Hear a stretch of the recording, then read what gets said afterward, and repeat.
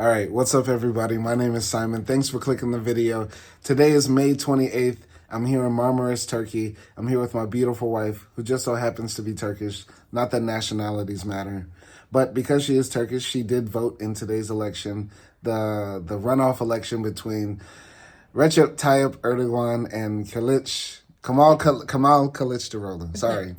So the results are coming in, and it's not looking good for the left, which is Kemal Kılıçdaroğlu.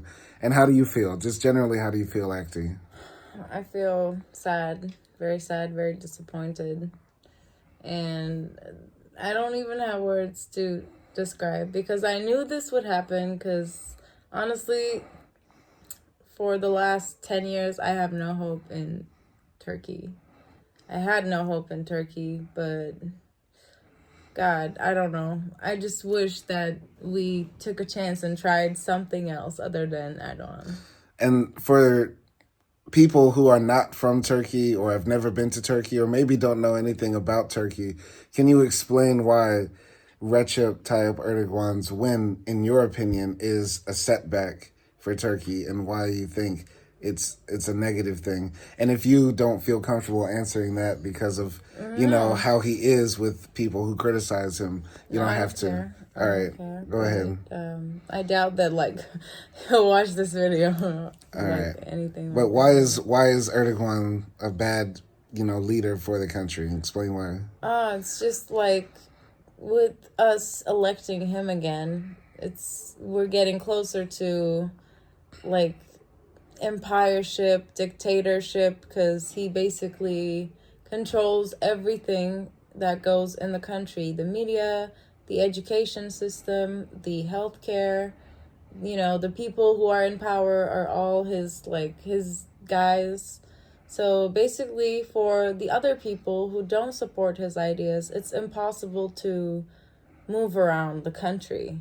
It's impossible to win a lawsuit or have the education that you think is right, unless you have a lot of money. And those people who have a lot of money, they prefer to do it outside of Turkey, which ends up stripping Turkey out of good scientists, good writers, and all of those things. So yeah, I'm just scared that Turkey is going to be even more conservative, and maybe it's going to end up something like what Putin is doing right now in Russia. And it is kind of like that halfway there. So can you explain maybe what's been happening with the economy in the past few years? Oh yeah, and also economy has been just going downhill. Inflation is through the roof. You saw how the prices went insanely high. There's 200% inflation or something. The prices are being 4 times increased, bills and all of that, and people are getting poorer and poorer.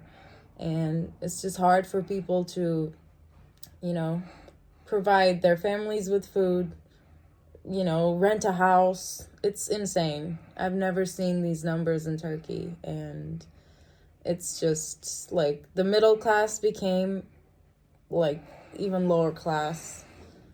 And yeah, I don't know. It's all bad.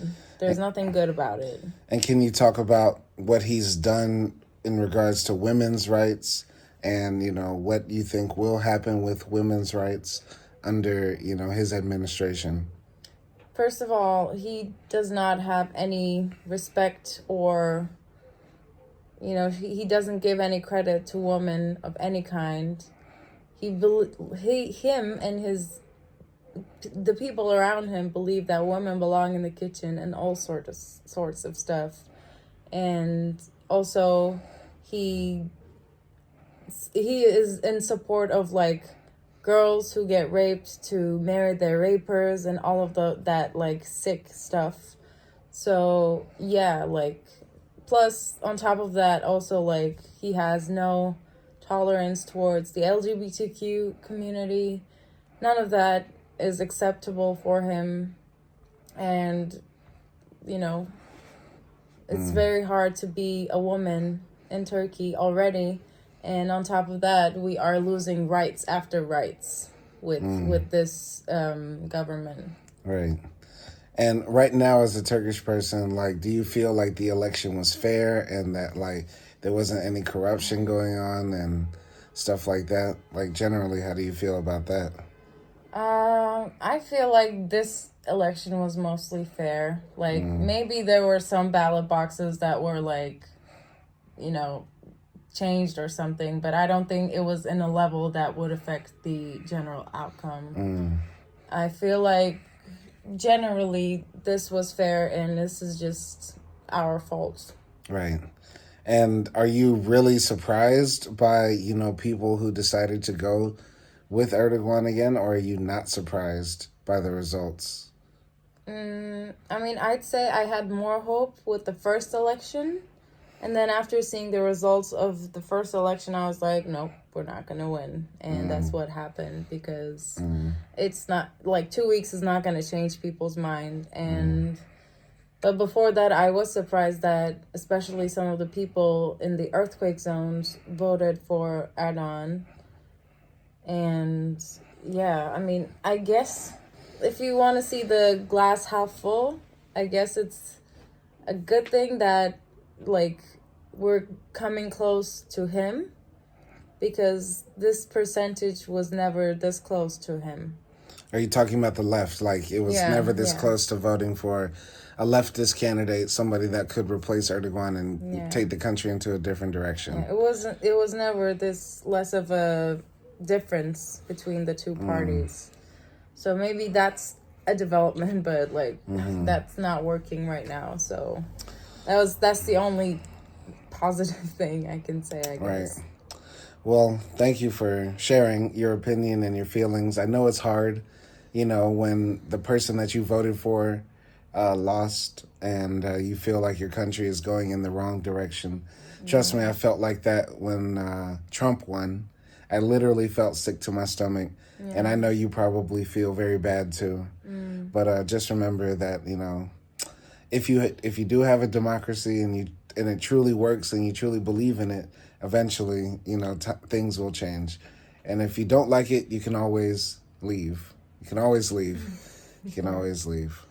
It's just that, I don't know, with everything that is going on, also, even when I leave, there is an international backlash. And who knows what he will do in this next 7 years. I thought 5 years. 5 years, sorry, yeah. Yeah. So who knows what type of things he's gonna do with, like, the war with Ukraine and Russia, with the economy in Turkey, with women's rights, with NATO, with education. So one crazy decision he can make, or even little crazy things that he can do that is gonna like put some type of a label on me as a Turkish citizen, even if I'm abroad. Right, because that's what's happening to Russians, right? Russians go places and people say negative things about Russians because of what's going on in Russia, right? Yeah. I just wish the best for Turkey. I wish whatever happens next is gonna be okay. Just hold your breath and let's just try to make it through another 5 years and try again. I'm tired. But I think what's not being spoken about is that, the mayor of Istanbul, I forgot his name. What was it? You forgot it too? God damn it. All right. Either way, I think the mayor of Istanbul might have had a better chance than Kılıçdaroğlu to win, right? Because I think, well, number one, Kılıçdaroğlu lost every other time he's ran for this position before. This was his best chance, but he lost it this time. And the mayor of Istanbul was very popular, but he was prevented from running because I think Erdogan said he had to go to jail. He was charged with a crime or something like that. Is that right? I don't know. I remember that. You told me that a few months ago, at least if I remember. Either way, the point I'm trying to make is whether the mayor of Istanbul could have run or couldn't have run, they picked kind of a weak candidate because it doesn't make sense to repeat using somebody who's lost elections in the past. The definition of insanity is doing something over and over again and expecting a different result. Yeah, I guess so. I don't know. That's just my opinion, though. But we have a... Yeah, sorry. Yeah. But I also want to say this. There was some talk in Turkey, some rumors going around that Kılıçdaroğlu was like an American puppet, or Biden hand-selected him, or he was supported by the State Department of the U.S. Trust me, as an American, as a red-blooded American, we don't give a fuck about Turkey. Trust me. I'm serious. Like, most Americans, most people in the State Department are not thinking about Turkey. All we care about is Russia.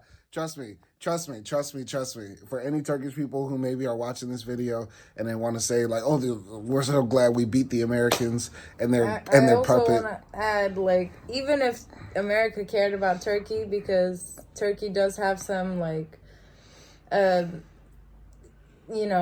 say in the war, or like in Russia's politics or whatnot, like, I feel like America would make Kılıçdaroğlu win. Like, I feel like they have that power.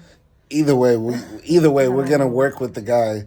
Either way, trust me. Like, thinking with the Pentagon hat, State Department hat on, I've never worked for the government, but I do follow like U.S. foreign policy because I'm American abroad, and that directly affects me. Trust me, like, we've been working with Erdogan for years. We can work with him. We can work with Daroğlu for years. We can work with him.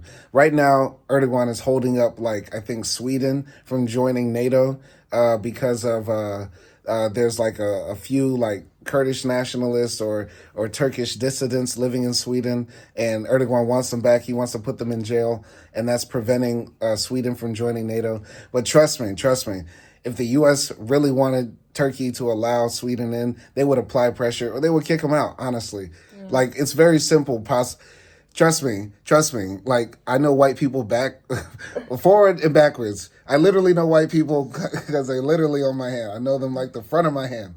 The white people in the State Department, the real, Nazis who run the fucking U.S. government, don't give a fuck about Turkey and NATO, because honestly, we'll keep that shit together regardless. And if y'all don't let Sweden in, we'll either like sanction y'all to get that in, refuse to sell y'all F-15s and all the other military equipment that y'all use all the time. Mm-hmm. Like, trust me, if we really wanted y'all to put Sweden in, we would do it with Recep or with Kılıçdaroğlu. It doesn't matter.